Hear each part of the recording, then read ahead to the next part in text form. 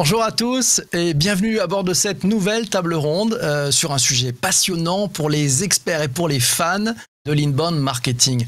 On va parler maintenant de data et de business. Personne n'avait imaginé ça. Nous avons vécu une crise sanitaire aussi violente qu'inattendue, apportant des évolutions très rapides, profondes et durables dans tous les comportements.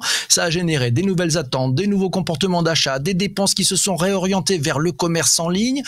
Plus que jamais, les entreprises doivent comprendre, anticiper et s'adapter à ces nouvelles attentes pour faire face à un marché en transformation. Nul doute aussi que les entreprises qui exploitent la data vont prendre une longueur d'avance. C'est ce que nous allons voir en détail dans cette masterclass avec des exemples très concrets.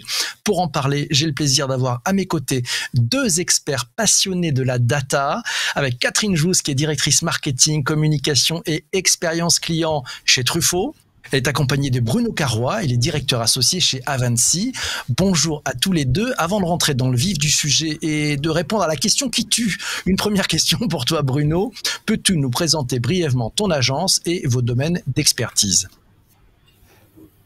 Oui, bonjour. Bien sûr, je vais vous présenter en effet Avancy. Avancy est une agence de data-driven marketing, c'est-à-dire que notre genèse, c'est d'accompagner les entreprises dans la construction de leur stratégie de fidélisation client.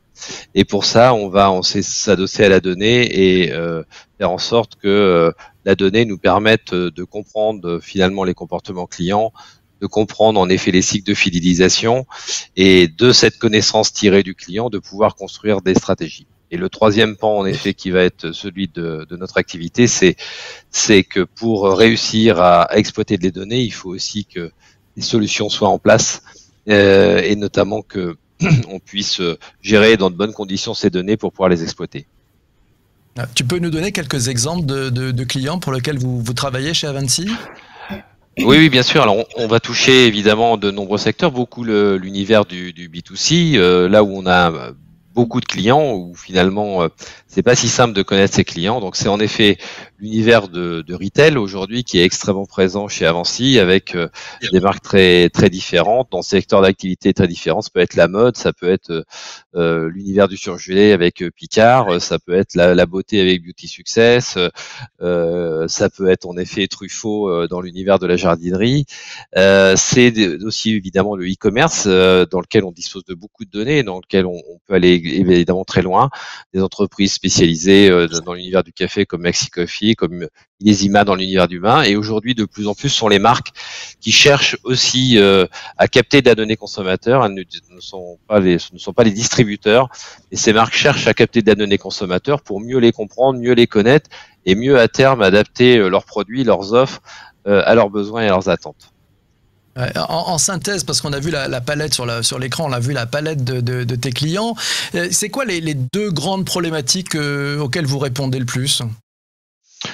La problématique majeure, c'est celle déjà de mieux connaître les clients. Mais c'est pas une finalité finalement de mieux connaître les clients. C'est la finalité, elle doit être derrière dans la capacité à leur faire vivre une expérience client plus enrichie, plus forte et qui va permettre en effet de créer du lien entre finalement une marque, une enseigne et un consommateur. Donc nos deux approches, elles sont sur ces deux sujets, la connaissance client pour permettre à un client de vivre une expérience client beaucoup plus riche. Ok, ben merci beaucoup Bruno.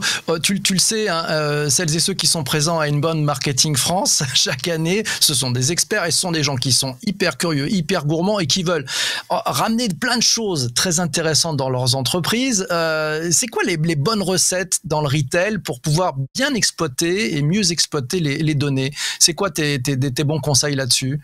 Alors, en fait, il faut faire les choses dans l'ordre finalement.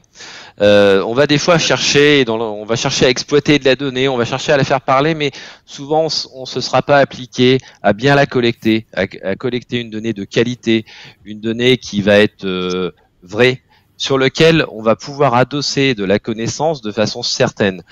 Et si j'ai un vrai conseil à donner au départ, c'est déjà d'être très attentif à la façon de collecter de la donnée. La deuxième, en effet, c'est je vais pas prêcher pour ma paroisse évidemment, c'est s'adosser à des professionnels de la data pour pouvoir bien exploiter cette donnée. C'est un métier, un métier qui permet de transformer de du pétrole brut en un produit raffiné qui va permettre en effet et je pense que c'est des métiers d'experts sur lesquels aujourd'hui il faut être accompagné. Okay, donc c'est très clair, donc transformer cette donnée brute en produit raffiné. Puisqu'on parle d'expérience de marque, hein, c'est important d'avoir des expériences de marque réussies. J'aimerais accueillir avec nous Catherine Jousse. Bonjour Catherine, tu es directrice marketing communication expérience client chez Truffaut. Allez, avant de démarrer, pour celles et ceux qui ne connaîtraient pas l'enseigne Truffaut, s'il y en a qui la connaissent pas, est-ce que tu peux nous présenter très rapidement Truffaut ? Alors, Truffaut, c'est une enseigne spécialisée dans la distribution jardins, animaux et maisons. Donc, c'est une enseigne familiale qui existe depuis 1824. Donc, très, très bientôt, nous allons fêter nos 200 ans. Notre raison d'être, c'est connecter les hommes à la nature pour les connecter à la vie. Notre orientation, c'est le grand public et maintenant, et depuis peu, le professionnel. Nous avons un réseau de distribution de 65 jardineries, dont 5 affiliés. Nous avons un chiffre d'affaires de 500 millions d'euros avec 2800 collaborateurs. Voilà, et donc nous sommes principalement en France et nous avons également une très jolie fondation, la fondation Georges Truffaut. Okay, on le voit, l'année et demie qu'on vient de vivre a été assez complexe, mais peut-être dans certains secteurs d'activité, au contraire, ça a été très dense et très intense. C'est quoi les conséquences de cette crise sanitaire pour l'activité de Truffaut ? Je vais vous dire, je pense que cette crise, elle a été bénéfique pour nous tous parce que finalement, elle a permis de prendre conscience que vivre sans le végétal, loin de la nature, eh bien, on vivait pas bien. Le fait que nos consommateurs se sont retrouvés confinés avec l'incapacité de sortir, de se retrouver, d'aller visiter les espaces verts, de se retrouver d'être dans la nature, ça nous a été plutôt bénéfique puisque véritablement aujourd'hui nos consommateurs n'ont jamais eu autant besoin de végétaux, d'être en contact avec la nature. Voilà. Donc aujourd'hui, on dira que cette période a été très bénéfique pour nous puisqu'on a à la fois vu à la fois nos clients traditionnels, mais également de nouveaux clients plus jeunes qui étaient finalement pas si sensibles à la nature et au végétal. Et à l'heure actuelle, on a vu de nouveaux clients arriver dans nos jardineries.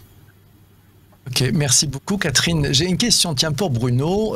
Justement, avec la Covid, est-ce que les entreprises qui ont bien exploité la donnée et celles qui l'exploitent bien vont prendre vraiment une bonne longueur d'avance ou elles ont pris une longueur d'avance ? Quel est ton point de vue là-dessus, Bruno ? Alors, je pense en effet que c'est devenu la donnée dans cette période est devenue un enjeu stratégique et les entreprises notamment ont pris conscience de l'importance de la donnée et conscience qu'en réalité, déjà dans la période de pandémie, ça leur a permis en effet de passer ce cap et de pouvoir notamment garder le lien avec leurs clients. Et les entreprises qui étaient en déficit de données exploitables ont eu énormément de mal à pouvoir garder ce lien avec les clients et en parallèle, si notamment on parlait beaucoup du retail, en parallèle le e-commerce s'est retrouvé sur le devant de la scène et le e-commerce dispose de tous ces moyens qui vont permettre aujourd'hui de communiquer avec l'ensemble de leur portefeuille client et il s'est passé évidemment un certain déséquilibre. Et ce déséquilibre qui s'est ressenti de façon finalement très importante, il est nécessaire que les entreprises qui viennent pas du monde du digital le rééquilibrent mieux. Et celles aujourd'hui en effet qui ont su faire l'effort pour collecter de la donnée, correctement la structurer, comprendre leurs clients, ont nécessairement vont prendre une longueur d'avance vis-à-vis de leurs concurrents. Et alors, ça se traduit de façon très très claire, c'est que tout d'abord, quand on est en train de sortir aujourd'hui du Covid, mais derrière il y a eu des vrais changements de comportement consommateur. En disposant d'une data bien structurée, aujourd'hui, on arrive à identifier ces comportements, on arrive à les tracer, on arrive à prendre conscience qu'un client est en train de nous abandonner pour aller plutôt vers d'autres canaux de distribution, notamment vers le e-commerce. On arrive aussi à voir aussi ces clients qui vont utiliser le digital comme un canal alternatif dans une même enseigne, c'est-à-dire qu'une enseigne aujourd'hui, les enseignes de distribution classiques se sont tournées vers le digital Et on peut aussi tracer ce type de comportement. Donc en fait, la compréhension sur le comportement, tout bêtement, permet d'adapter les actions et la communication vis-à-vis de ses clients. Le deuxième point, c'est que il y a un vrai besoin de personnalisation dans cette relation. Et là encore, on peut personnaliser une relation à partir du moment où on détient des éléments de connaissance et on détient aujourd'hui de la donnée exploitable. Il y a une enquête qui a été faite récemment en France qui interrogeait d'ailleurs les clients sur ce sujet de la personnalisation. Il y a seulement aujourd'hui 22% des consommateurs qui sont satisfaits du niveau de relation et de personnalisation qui sont apportés par les marques. Donc c'est quand même une attente qui est finalement assez forte. Et puis la bonne exploitation des données, c'est aussi la capacité pour l'entreprise à opérer les bons choix, parce que on est en capacité à avoir les bons KPI, on est en capacité à avoir une bonne lecture de son activité et de prendre de ce fait-là les bonnes décisions stratégiques. Donc voilà, il y a vraiment merci. 3 enjeux qui sont importants. Ouais, c'est clair, merci. Je voudrais avoir l'éclairage peut-être de Catherine, hein, c'est-à-dire pour comprendre aussi chez Truffaut, en quoi la bonne exploitation de vos données, ça vous a aidé dans cette période de crise sanitaire. Catherine, ça vous avez fait quoi? Je dirais que ça a été salutaire pour Truffaut, parce qu'à partir du moment où on était, au tout d'abord, en 2020, lorsque nos magasins ont dû fermer complètement, on s'est retrouvé donc sans aucun contact avec nos clients, et le seul moyen d'avoir un contact avec nos clients, c'était notre base, notre data, les coordonnées de nos clients, comment arriver à maintenir une relation avec eux. Donc c'est à ce moment-là qu'on a véritablement pris conscience que le seul moyen de garder, de les animer, de communiquer avec eux, c'était notre base client. Donc et grâce à la fois, alors on a eu plusieurs phases dans la période de Covid, puisqu'on a eu des fermetures, des réouvertures partielles, des complètes réouvertures, puisqu'on a été considéré comme produit essentiel. Et grâce à la data et grâce aux informations que nous disposait de nos clients, on a pu mettre en place des newsletters ad hoc, on a créé des tutos, on a valorisé nos vidéos, compris également le basculement de nos clients qui se sont réorientés vers le digital, principalement sur le click and collect, l'e-commerce. Et ça a été véritablement pour nous un outil indispensable et salutaire, et d'autant plus apprécié par nos clients. Voilà, donc pour nous, ça a été quelque chose de à la fois pour transmettre également les actions de solidarité, puisque durant cette période, Truffaut a monté en place et créé des opérations de solidarité. On a créé nous-mêmes, et nos collaborateurs ont fait des tutos chez eux en créant des actions do it yourself, des conseils, leurs propres conseils. Ils ont fait des vidéos sur leur propre jardin, et on a envoyé des newsletters et 2 fois par semaine, et on a, grâce à cela, pu garder le contact avec nos clients, les rassurer, les animer, les distraire et continuer à garder un contact d'apprentissage avec eux. D'accord, donc là de l'agilité, garder le lien. Je reviens un peu sur les sujets propres à la data.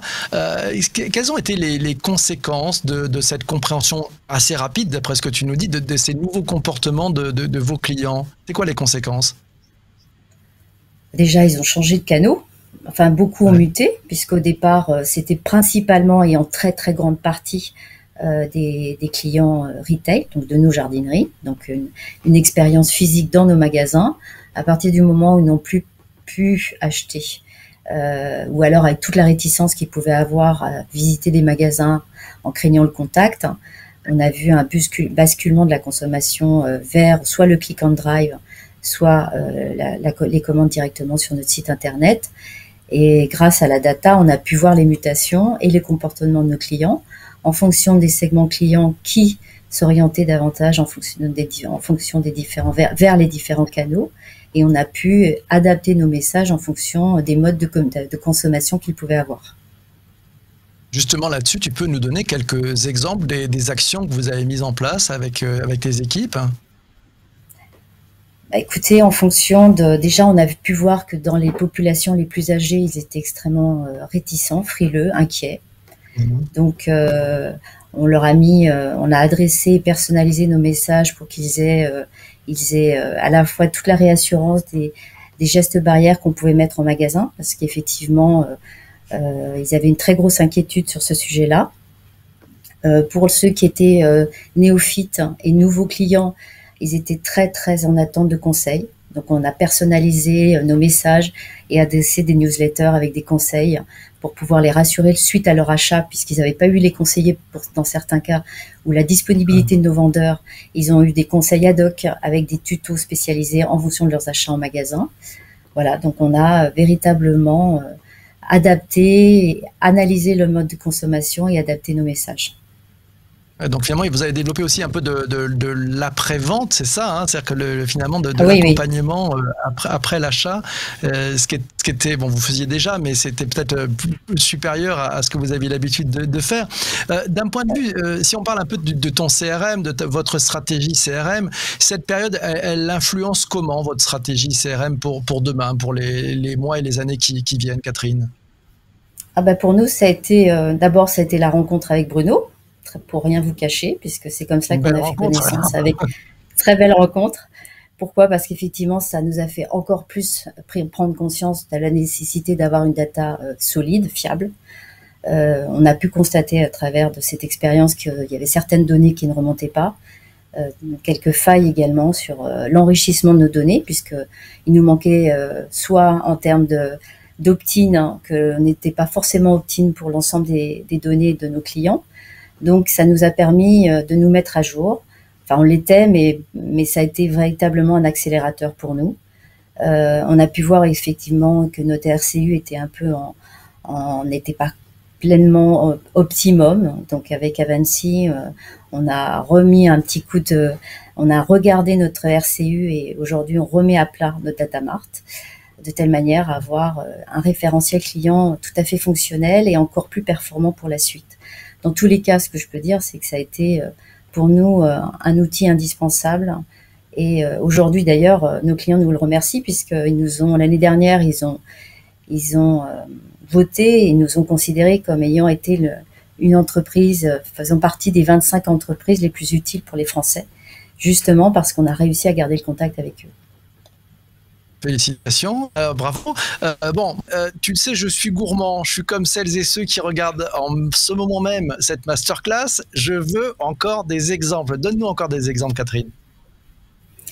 De ce que nous avons pu faire avec nos clients, avec la data, mais on a aussi adapté les messages en fonction du profil de nos magasins, puisque nous avons des magasins, à la fois nous avons des magasins de grande taille en province, qui font plus de 10 000 m². Puis nous avons des magasins NCU qu'on appelle nouveaux concepts, enfin NCU dans notre jargon, qui sont des magasins urbains.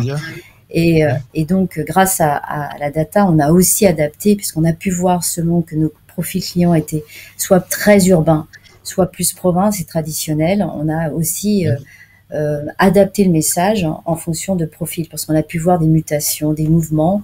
Et on a pu adapter complètement et personnaliser complètement nos messages en fonction du profil et de l'origine de nos magasins. Ok.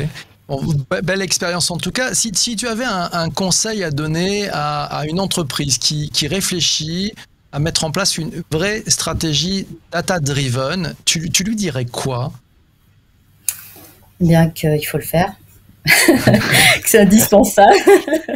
Voilà, qu'aujourd'hui, que piloter à l'heure actuelle, la data, c'est notre fond de commerce. Hein. C'est ne pas connaître ses clients, c'est véritablement aujourd'hui ne pas savoir qui ils sont, où ils sont, quel comportement ils ont. Aujourd'hui, on ne peut plus communiquer. Aujourd'hui, c'est indispensable, c'est même stratégique. Ça prend chez nous, d'ailleurs, on a augmenté les budgets de communication sur le CRM parce que véritablement, on s'oriente sur une communication de plus en plus personnalisée, ciblée. Chaque client aujourd'hui a des attentes différentes en fonction de son profil, son âge, son mode de consommation, ses contacts avec notre enseigne. Ils ont des attentes différentes et aujourd'hui, pour nous, je dirais que quel que soit le réseau de distribution, quelle que soit sa spécialité, je pense qu'aujourd'hui, vivre et animer une enseigne sans data, c'est véritablement quelque chose de beaucoup plus... il faut y aller. Voilà, je pense que c'est indispensable pour maintenir le contact avec nos clients.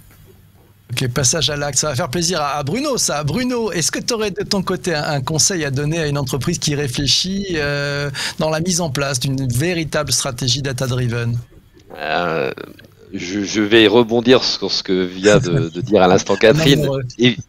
Évidemment qu'il faut le faire. Évidemment qu'il faut le faire. C'est fondamental de mon point de vue. C'est même une composante essentielle des stratégies demain d'entreprise.